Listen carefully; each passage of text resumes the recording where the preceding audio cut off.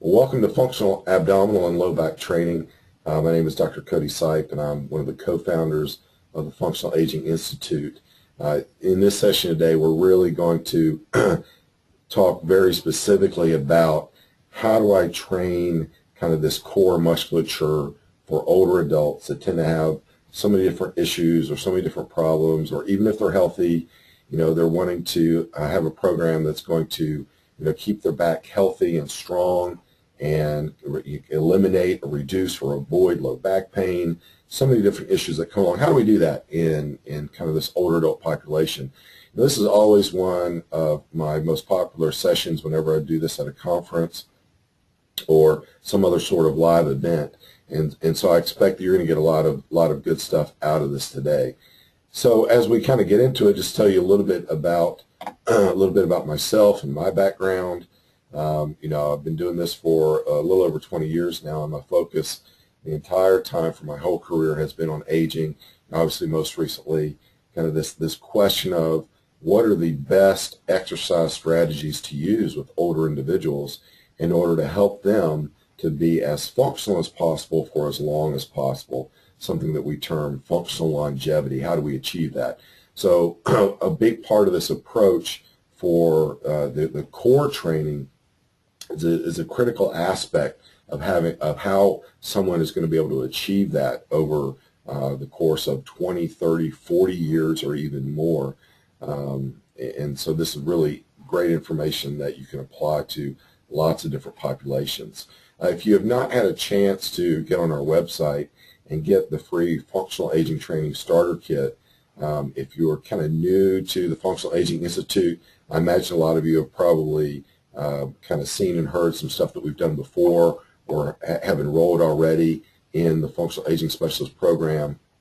But for those of you that are new, make sure you get on our website and get that free starter kit. That gives you a lot of good insight as to kind of our approach and philosophy that I'll talk to a little bit today as we kind of go along. So let's get into how do we train older adults when it comes to any sort of core exercise. And so we're going to start a little broad. We're going to start with what we call the functional aging training model. So this is a model of training that we've really developed that is based on kind of the research and the evidence that we see and that we've been reading and trying to keep up on as much as possible. It is kind of the whole foundation of it is based on this kind of theoretical model. I know not a lot of people like theory, but this is very easy to understand, and it really serves as a big basis for how we train older adults and why we see this method of kind of core training that we're going to talk about today is so important and how it fits into the overall model of training that we want to use with older adults. So when we look at this model, we're going to kind of go at the end of the model and start with disability and kind of think about reverse engineering the process and say, okay, if someone is disabled, how did they get there? Because if we know how they got there, we can prevent other people from getting there. Okay, and that's kind of the goal. So if we go way back, we kind of look at it. The whole process starts with either some sort of disease, and this could be osteoarthritis, diabetes, heart disease, you name it, or it could be the result of an active lifestyle for a long, long period of time. I always try to make a point whenever I speak to audiences that, we give aging a bad name, but aging is not really the culprit of a lot of problems that we see in the older adult population. It's the fact that they've lived a poor lifestyle for 50, 60, or 70 years.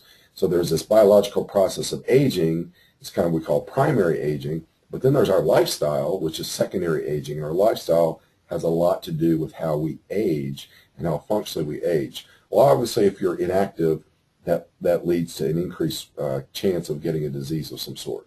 But also, if you already have a disease, you're less likely to be active. So those two things kind of feed off each other. But regardless, what ends up happening are impairment level factors start to suffer from those two things that are going on in our life. And so it could be strength, range of motion, flexibility, cardiovascular endurance, et cetera, et cetera. These are impairment level factors, the things that we like to measure really in the fitness industry.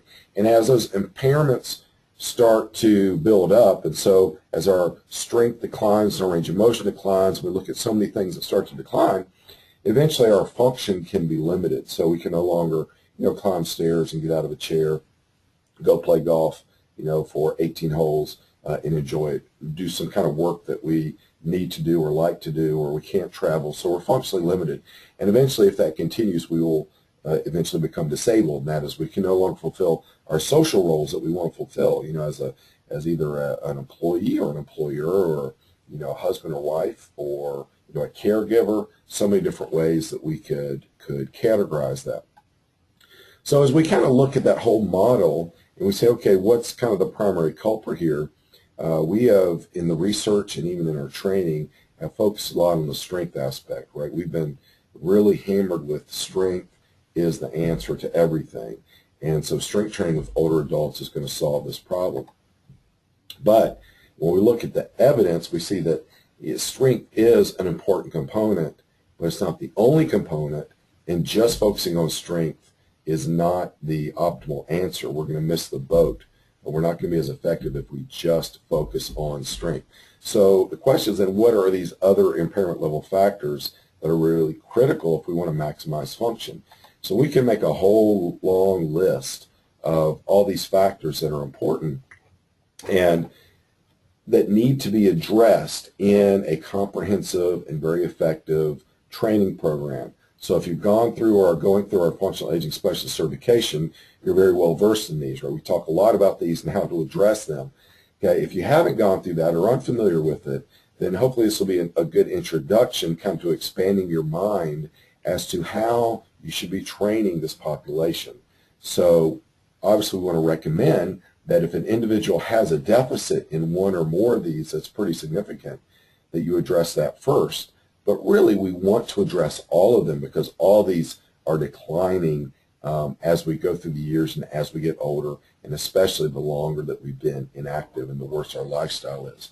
So core training really fits into this because when you look at something like postural control and core stability, look at gait, you even look at agility and balance, look at so many different areas, a lot of it really relies on what's happening at the core and the core activation. So we've got to kind of take this inside out or center out approach and try to figure out, okay, how do I train the core for an older adult? And it's really a critical aspect of training that we want to include. And whenever I am training any older adult, I'm doing a lot of core training. But as you'll find, as far as my methodology goes, is I kind of call it stealth core training. It's secret core training. And that is, we're not getting down and doing, crunches and that sort of thing. You're going to find that we're working on the core a lot when we're working on all these other impairment level factors at the same time.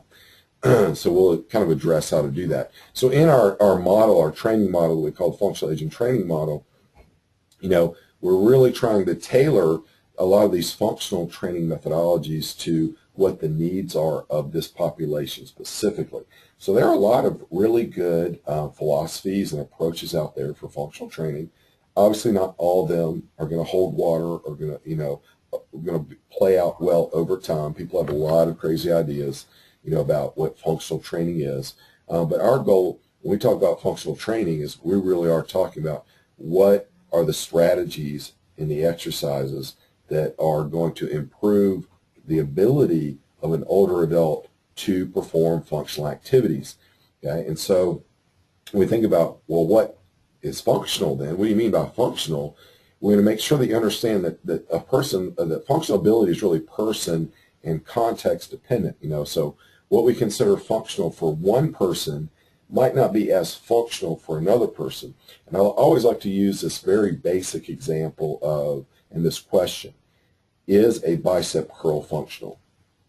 What do you think? Is a bicep curl functional? Just think about that for a second. What do you think? Well, hopefully you said, well, it depends. Because if someone has extremely strong biceps, the question is doing bicep curls and getting stronger biceps going to help them to do anything that they currently do better? Probably not, right? There's kind of a threshold for once you're strong enough in that area. But let's take someone who has a lot of difficulty even picking up groceries and putting it on the counter, or picking up a jug of milk because their bicep is too weak. Well, then is a bicep curl going to be functional for them? Absolutely it will. So it's person dependent and it's very context dependent. Okay, so here are just kind of 4 basic criteria when we talk about functional exercise that we want to consider for this population. Is it appropriate for their current level of functional ability? And so our approaches, our methodologies usually don't change, but what usually changes is the exercise itself, or tweaking in or tweaking out of a certain aspect of the exercise that the person needs to work on. So we need to match it to their functional ability. So obviously someone that can't get out of a chair, are you going to say, well, are overhead squats functional? Well, that you might consider them functional, but for that person, no, because they can't even do it right safely. 2, does it improve a person's physiological capacity to perform activities that are necessary or important for them? Okay? Does it have a high benefit to risk ratio? Means we need to have a lot of benefit and low risk. A big focus of what we're going to talk about in our core training today is we want to choose the exercises that have high benefit and low risk. There are a lot of different exercises that we could choose that really train the core musculature, right? But we've got to look at things like spinal loading, which is kind of point number 4. We want to minimize joint loading, especially for the knees and for the spine, in order to minimize risk of future injury. And we're talking acute injury, but we're also talking over a long period of time, because that's another way, and probably the most common way in which people start to have back problems, especially if they're older, is not in one huge traumatic event, but over time something starts to develop in their threshold, their ability is exceeded. So we're going to make sure that we are doing things to minimize joint loading over a long period of time. So we typically view exercises on this continuum. We don't really want to say, oh, that's functional and that's not functional. I don't think that's the right approach to take. But we need to think about, okay, for this person, what is more functional or what might be less functional for them. And in general, we can consider isolation type exercises as being less functional, and more integrated movement patterns as being more functional. Now, of course, you can always bring up a situation in which someone needs a very specific isolation exercise in order to regain function. But usually, in order to continue to move up the functional continuum, we have to start having integrated movement patterns. So like if you take something like gluteus medius, I like to work on gluteus medius, and if someone has a weak glute med, then they're going to have a hip drop as they walk, and so walking is going to be more difficult, climbing stairs is going to be more difficult for them. They're more likely to trip and fall with that sort of gait pattern. They won't be able to handle varied surfaces, so on and so forth. So for someone that really has a glute med deficit, we would probably do some specific glute med exercises, kind of very isolated. But ultimately, we would then want to integrate glute med into some more whole body patterns in order to continue to move up that functional continuum. So you're going to see all this reflected in kind of the approach we take with the core. All right, so let's really then hit on some of these age-related spinal conditions that we need to think about, okay? As we get older, we definitely see that there's a reduction in the disc flexibility. It is not as pliable. It becomes a little bit more stiff. It also begins to degenerate. And so if someone doesn't have a specific issue, like they don't have a specific kind of stenosis, or they don't have rods that have been implanted for stability, they don't have a fusion, even outside of that, what we see in the older population is that we have to be very careful with the spine, simply because over years and years and years of use and abuse and misuse and improper nutrition and injuries that have occurred and micro traumas that have occurred, that we have a high risk situation. Okay, so people have a lot of spinal issues as they get older, a lot of generalized discomfort, or they get disc herniations, etc. So what we're going to make sure of then is we're going to make sure that we are protecting that spine at all times. And that's going to be a big focus of how we train the core. We're going to train the core to protect the spine, to keep it stable more than train the core to move the spine, especially into what we might call kind of severe ranges of motion. We often have this kind of concept, oh, your back is hurting you. Well, you're probably too stiff because it feels stiff, right? And so, oh, let's stretch it, make sure we're stretching in all different directions. And what probably is more the case, and it's going to be more helpful, is if we're teaching them how to not move the spine. And again, we'll get into that as we kind of move along. But a lot of different age-related spinal conditions that we want to take into consideration, and we really want to ask our clients about, because if they have something specifically, then we need to make sure that we're going to address it specifically, in addition to kind of some of these general philosophies and methods and strategies that we're going to talk about today. So what is really the purpose of what we might call a functional low back and abdominal training program? What are we trying to accomplish here? Let's always keep in mind what we're trying to accomplish in the long term. You know, it's that Stephen Covey, begin with the end in mind. Where are we trying to go? Well, we definitely want to make sure that if they don't have any current back problems, that we keep it that way, right? We don't want them to suffer in the future, 5 years from now or 10 years from now, okay? If they do have a current issue, then we want to try to work on that. We're going to call it rehabilitation. If you are not a clinician, then you are not going to rehabilitate, right? But we often work with our physical therapists over the course of a rehabilitation to kind of continuing that rehabilitation in our training program. So work with therapists, work with their medical professionals to make sure you're doing the right stuff for them. But ultimately, we want to have what we call functional longevity, right? We want them to be able to use that back for a long period of time without any issues. So we're going to work on a lot of these other areas, that you see. And so our approach is really with all these purposes in mind. How can we train the ab and low back, the core musculature, in order to accomplish these purposes? Well, let's start with the pelvis, right? So the pelvis is very important, obviously, because it really is the platform for the spine. And so whatever is happening at the pelvis then is going to affect the spine.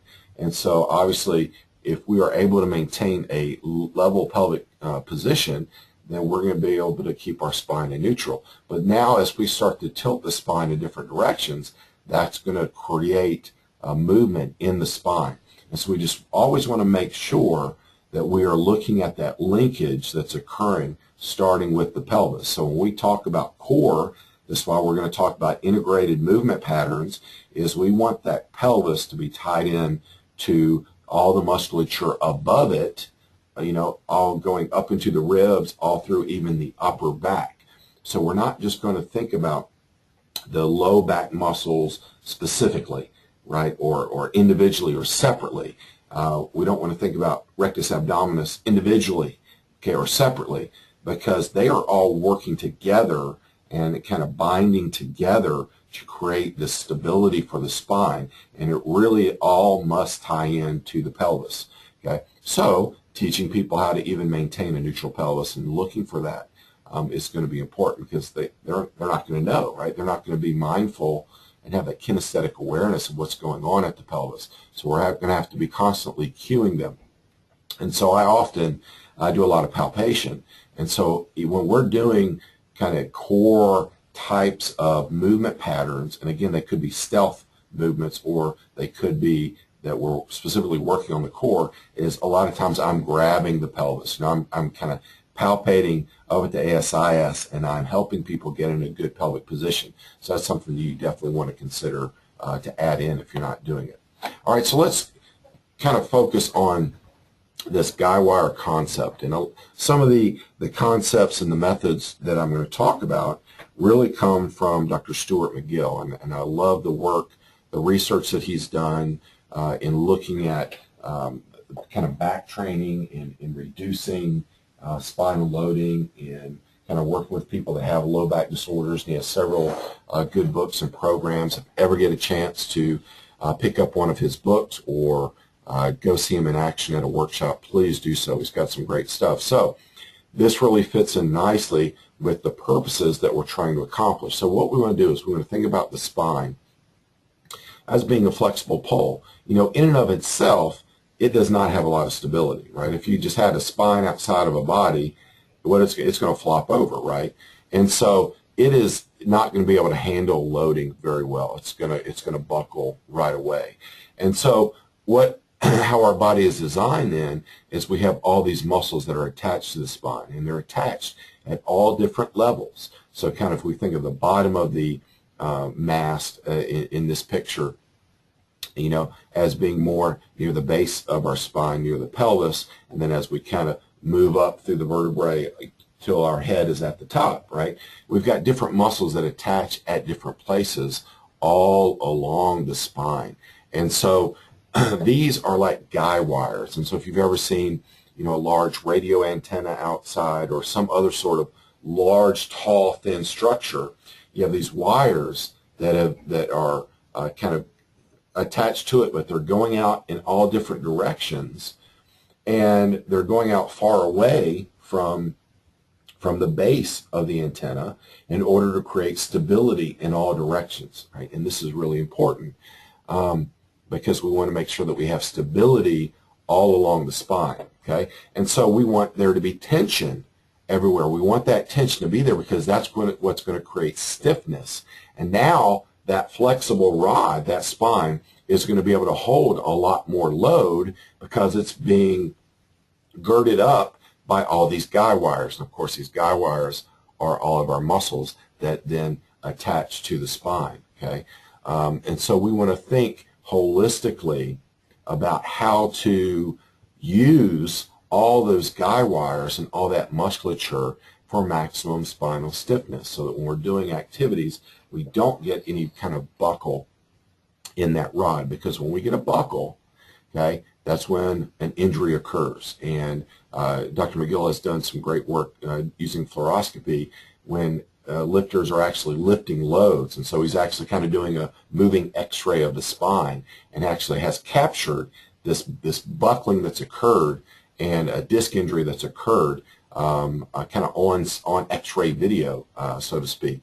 And it's really interesting because even a small little buckle, a small little movement at one intervertebral segment can create an injury, right? So we're going to be mindful kind of the balance of muscles all the way around, all the way up the spine.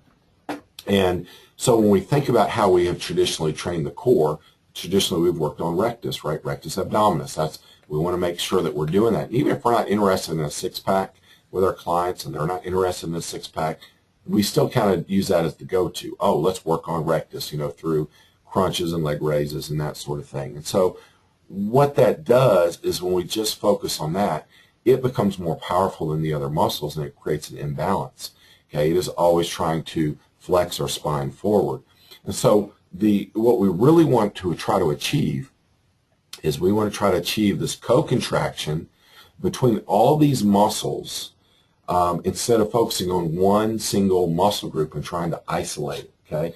Because what's going to happen is the contribution of all those muscle groups for spinal stability change according to what activity you're doing. So you might be performing an activity in which rectus is not really that involved in spinal stability, but if that's what you trained, then you're not really able to use it, right? So we want to think about how might we train the musculature of the core and the low back and the abdominals to work together to create this stiffness at the spine. And so this is a concept that he terms super stiffness. And the idea is that when you engage all of these muscle groups simultaneously, they kind of bind together.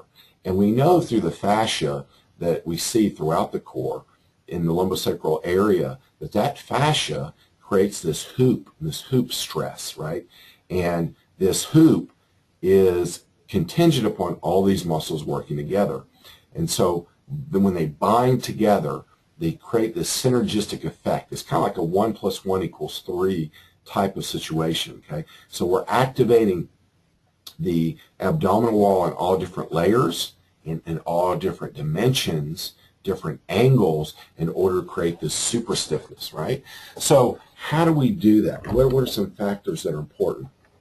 Well, first off, is we want our spine to be in neutral, or we want our client's spine to be in neutral when they do this. So this goes right back to what we talked about with the pelvis. Sometimes people are chronically in a pelvic tilted position, and so we might need to start with just helping them to correct their pelvis in the positioning a little bit, okay?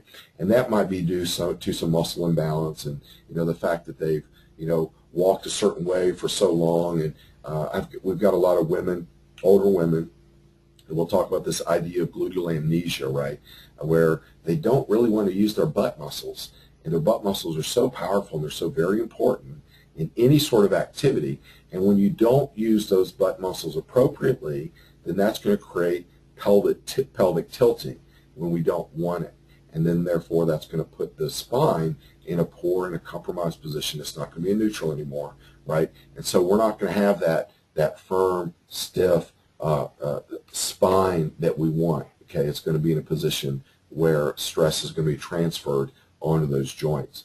So we need to keep it neutral, and we need to help people perform abdominal bracing, okay, so that they can activate those all those different muscle groups that are important in spinal stability. So we want to teach them to brace, okay? So when we look at helping them to stabilize their spine, we see there's a difference between bracing and hollowing. And abdominal hollowing, and you might have seen pictures of Arnold Schwarzenegger, right, where he's posing, and his midsection in the front has just been sucked all the way into his spine, right? You're like, how did he do that? Well, that sort of hollowing the maneuver is often used to try to activate transverse abdominis in kind of therapeutic situations. Well, it's okay to kind of do that as far as trying to activate transverse abdominis if it hasn't been activated in a long time, if it's really kind of you're trying to get that neural connection back. But we really don't want to perform any activities or movements when we have this sucking in of the transverse happening. And you'll often hear trainers use the kind of visual language of, I want you to pull your belly button to your spine. Well, that's not really what we want to occur, because they're going to suck in.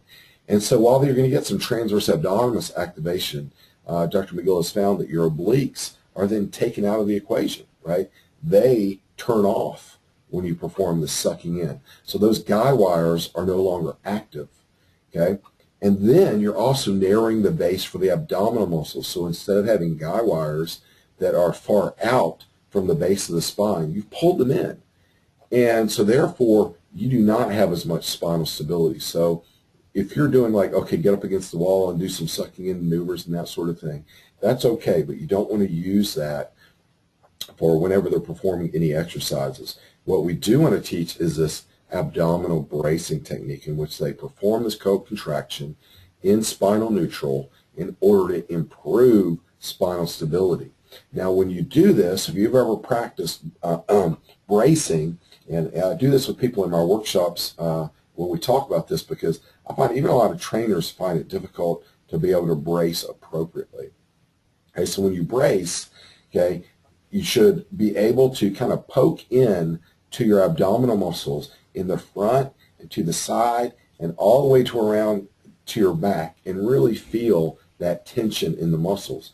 But you shouldn't be able to now breathe freely. Okay, you should only be able to breathe shallowly, because you are increasing that abdominal pressure, but also you are now reducing the area that the diaphragm can move in, right? It can't just come down into the abdominal cavity, because, hey, you're contracting these muscles and reducing that area, okay?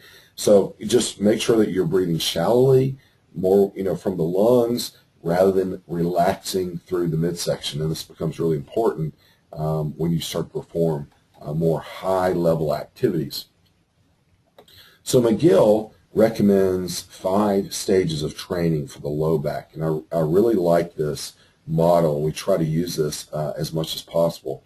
First is we've got to get the motor patterns down correctly. So when we talk about that bracing idea, we've got to start with bracing. We've got to start with what's happening at the pelvis and teach people how to hip hinge appropriately.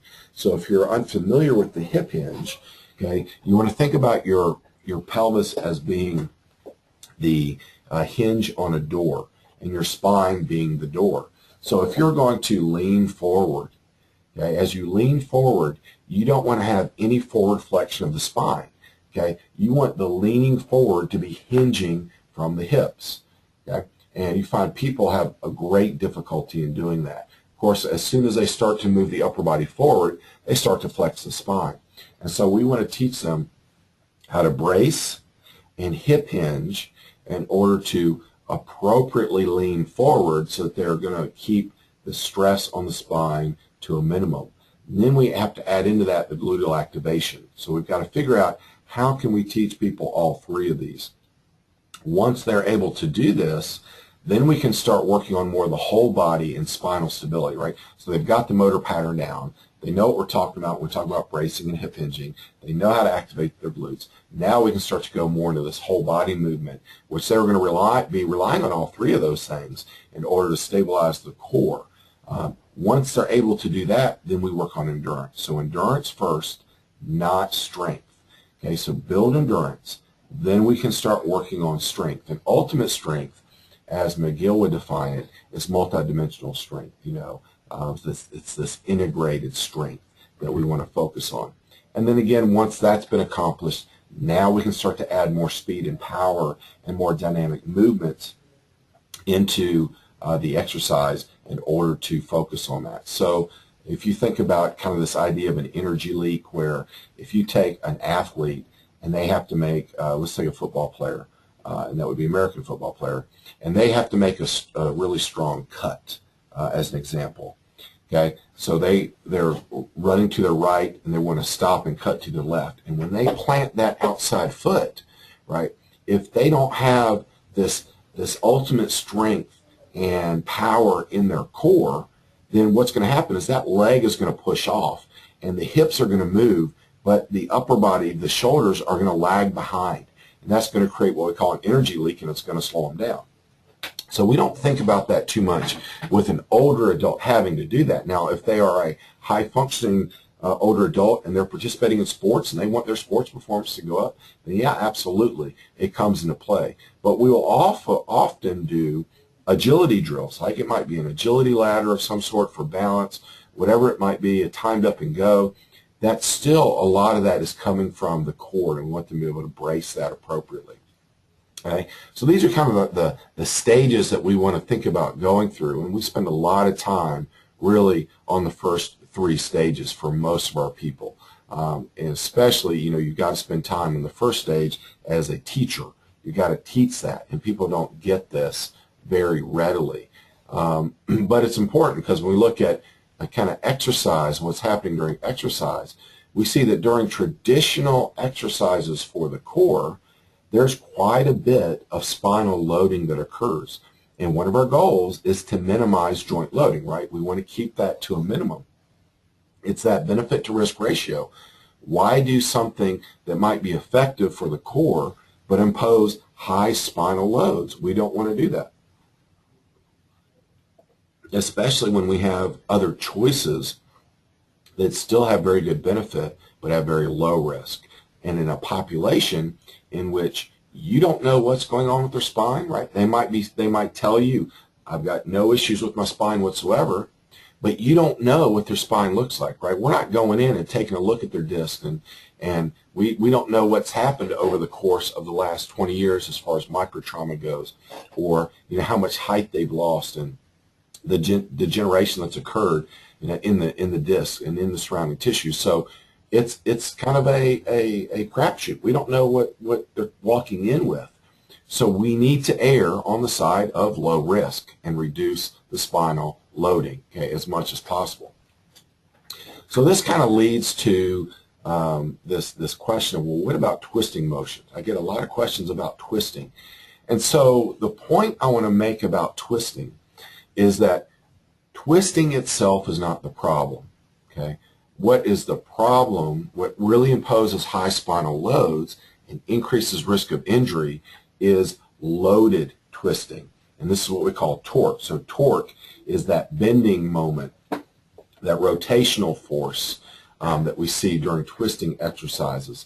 And so we need to make sure that when people are twisting away from neutral, that they're not loaded.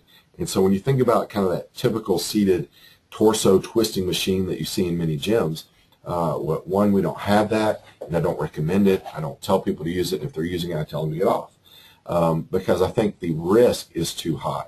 It's not going to injure everybody, okay? But you don't know who it's going to be problematic for. So again, why use it? Why not do something else that is a little bit more stable and safe for the spine? So some moves then that we want to think about is any sort of rotation away from midline in which you have resistance. How can we modify that? So you think about cable rotations, something very popular to do. Doing any sort of med ball crunch, right? So people are on the ground and they're doing this medicine ball crunch, or they're doing medicine ball throws.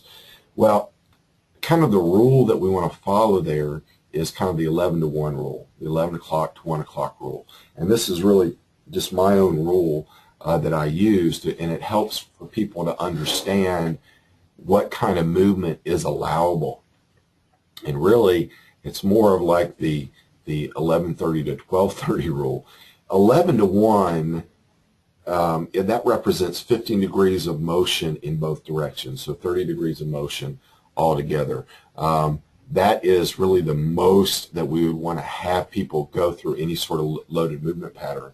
But the reality is I keep most people in a 12 o'clock position, and I stay as close to 12 o'clock as possible because that is spinal neutral.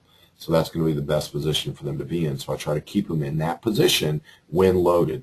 And you'll see some of the exercises that we're going to go through in which we use to accomplish that task and to train them in this core stability and this bracing while they're performing different functional movements. So another one is any sort of excessive spinal flexion. Now this is obviously is completely contraindicated in people that have osteoporosis or have osteopenia. But you have a lot of other spinal conditions in which this is also the case. Most often people that have low back issues are going to be flexion intolerant. And going into extension actually feels good for them. And there are some maneuvers that the therapists use in order to treat people with low back issues. But flexion really is more of an issue, again, especially if it's resisted in some way. So again, we try to avoid as much spinal flexion as possible and reduce those flexion cycles. The Superman exercise, in which people lie on their stomach prone and they raise up their arms and legs simultaneously.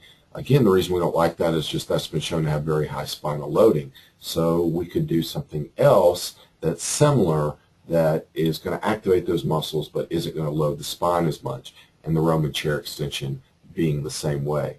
So these are just some moves that you want to consider kind of taking out or modifying altogether. But it's also in how you teach it. So I just throw in a little caveat here, right? So I do med ball, kind of these med ball throws with clients. But when they're doing the medicine ball throw, I built them up to that. That's a dynamic exercise, right? That's later in kind of the McGill stages. It's really the last stage of looking at that power capability.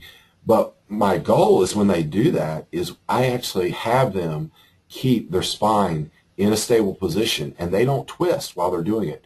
Now there's a twisting torque that is created, okay, because they're moving the ball from one side with their arms over to the other side, but their arms are moving, but their spine is not. And so that's a critical distinction to make, okay? You know, when you first teach medicine ball throws to people, typically what they're going to do, let's say, take the example of I'm standing here, I've got the medicine ball in my hands or kind of right at my waist, there's a wall to my left. And so I'm going to step to my left and throw the ball against the wall, right? So I bring the ball to the right, kind of by my right hip, and then I step and I turn my body and throw it against the wall. Well, the mistake most people make is they turn their hips, and they leave their shoulders behind, and now their hips are kind of pulling their spine and shoulders through the motion. That's going to really load up the spine. That is completely different from I get in that loaded position with the ball at my right hip, and as I turn my pelvis towards the wall, as I step and start to turn my hips, my shoulders move with my hips simultaneously. That still creates that twisting force on the muscles, but not on the spine. So again, it's a completely different way to teach the medicine ball throw. And so it's not about, hey, let's just get out here and burn calories and throw this ball up against the wall as much as you can, because that really does end up aggravating people's back and leading to problems. Okay, we want to make sure their form is good. So ultimately, we want to focus on three-dimensional stability. Okay, so life is three-dimensional. We need to prepare our clients to handle forces in all different directions, whatever directions they might come in. Okay, and so if we want to break it down from a dimensional standpoint, okay, and we will look at the different planes of motion, then we can have sagittal plane, frontal plane, transverse plane, or a combination of those.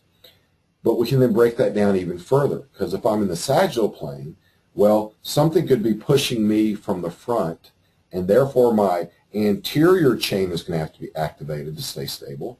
But somebody could be pushing me from behind, and now my posterior chain has to be activated in order to be stable, right? Those are not the same things, okay? So we want to, if we're going to do sagittal type training, okay, which we do need to include, we need to think about having anterior chain and posterior chain exercises, right? Same thing with the frontal plane, right? We can go in both directions, right? So we need to make sure that we are training both sides. In the transverse, even a little bit more options that we have available to us, right? We have anterior chain on the right. We also have anterior chain on the left. Posterior chain on the right, posterior chain on the left. Now, we are not going to necessarily isolate one of those, but we want to think about how can we have forces that are going to come from different directions, okay? And we'll look at some exercises and movement patterns that accomplish that from all these different directions. And then we have combination movements, and this is kind of the ultimately what we want to accomplish is performing movements in which, man, during the movement, the kind of core stability changed from sagittal to frontal to transverse, or it included all three of them at different parts of the movement. Because again, this is really what life is all about. Okay, and this is what we want to prepare them for, to be stabilized in all these different positions. So a couple of weeks ago, I had one of our trainers, and she's actually from New Zealand, who is kind of going through our materials. She works with older adults. She has a lot of great experience.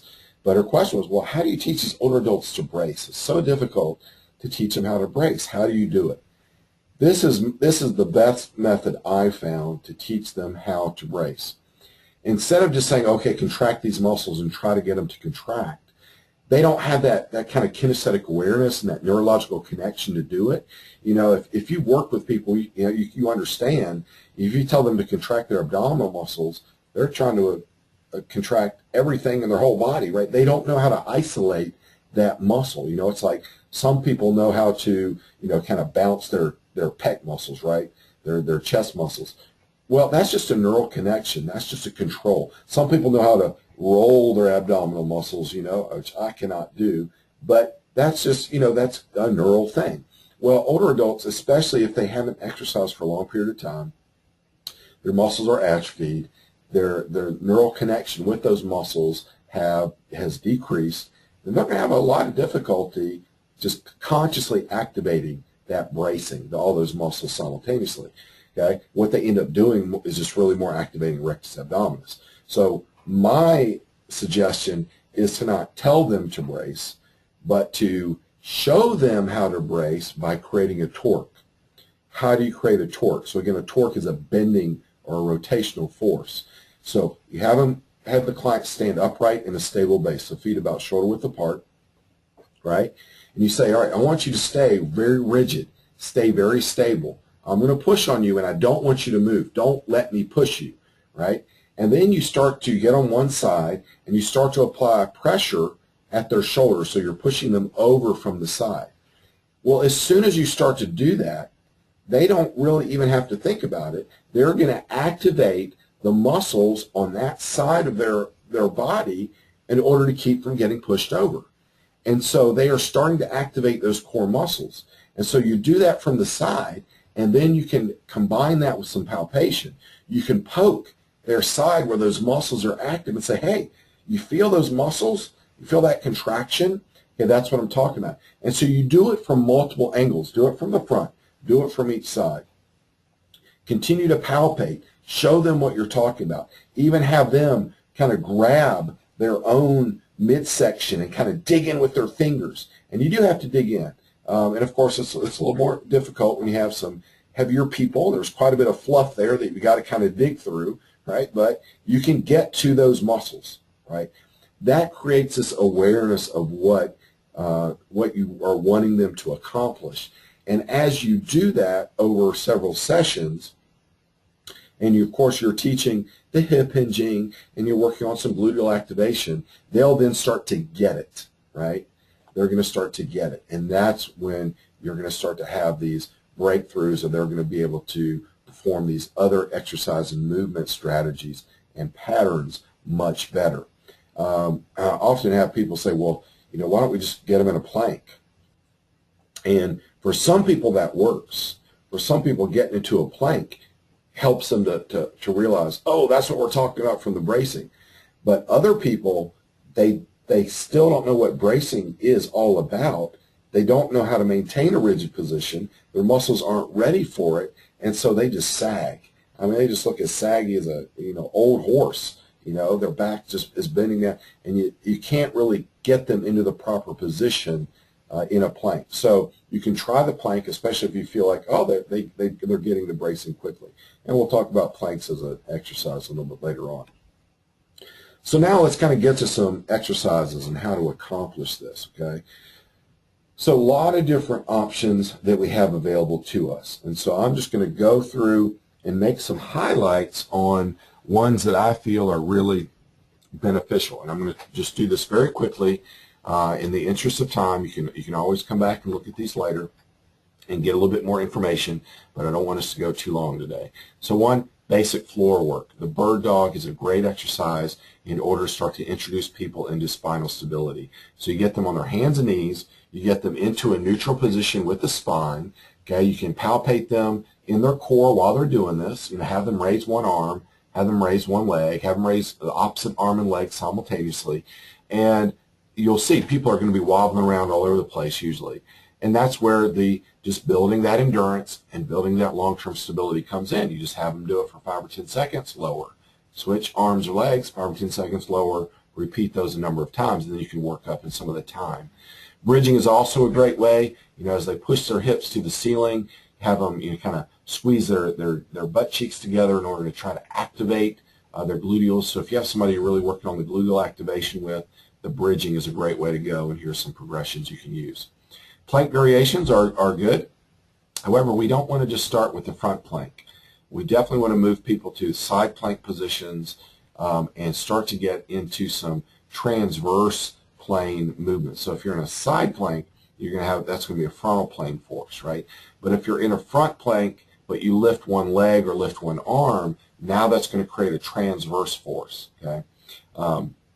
So again, here are some options of some variations that you can use. So as an example, like a roll. In a side plank, a roll would be you're going to roll from a front plank position to a side plank position, but your hips and your shoulders are going to move simultaneously. It's not as easy as you think, because most people are either going to lift their shoulders first and then roll their hips, or they're going to roll their hips and then they're going to move their shoulders. So this is a little bit more complicated movement, but ultimately where you want to get, where they are kind of locking down pelvis to shoulders in order to keep the spine in the same position no matter what direction the force is in. I am a huge fan of using cable exercises for core work, and this is where the stealth core training comes in. When I do a lot of cable exercises with individuals, it's really kind of secretive. They don't know that we're working the core because we're doing something else. So we can work kind of the core specifically with cables. Like if I'm doing a standing side cable hold, then that's what I want them to do. We're working on that frontal plane core stability, and they're holding that position, and we're building endurance. Okay, going back to that model of not ultimate strength yet, we want to build endurance. Transverse plane, same thing. Have some sort of front cable hold. Okay, so the cables will be going to the side, and I'm holding the cable with both hands kind of right at my stomach, right at my belly button. Okay, and as I press out, if I push my arms away from myself, that's going to create greater torque. And so you don't have to use a lot of weight. But then we can also go into these push-pull variations, and this is where kind of the stealth core training comes in. If I have someone doing a standing one-arm cable row, okay, is that going to maximize their back strength? I mean, is that the best way for them to really max out kind of their lats and their traps and their rhomboid strength? No, if I wanted to max that out, I put them on a seated row machine, right, where they have a chest pad for support, and they can really pull as much weight as possible, really, really run it out. But again, functionally, that's not important. What's important is that when they go to open a door, okay, and they pull with one hand on that door, and they're in a standing position, their spine doesn't move out of alignment. They can maintain stability with that transverse and that sagittal plane force. So that's what we're trying to teach from the rows, the chest presses, pull downs, shoulder presses. We're trying to get to that multidimensional stability.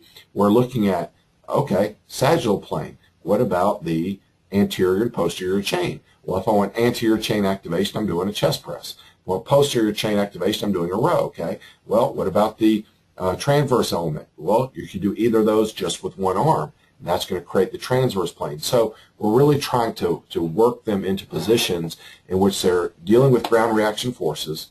Their hips and their gluteals are activated in order to maintain pelvic stability, and then they're having to create stability all the way up to the shoulders, to the arms. That's really the goal of these push-pull variations. Chopped and lift sequences as well, in order to get, again, some more of that multidimensional movement patterns, and you can do these in stable or in slightly unstable positions. We don't use a lot of unstable positions like standing on unstable devices like, these balance cushions or anything like that, because that kind of reduces the core activation. People say, oh, that activates your core.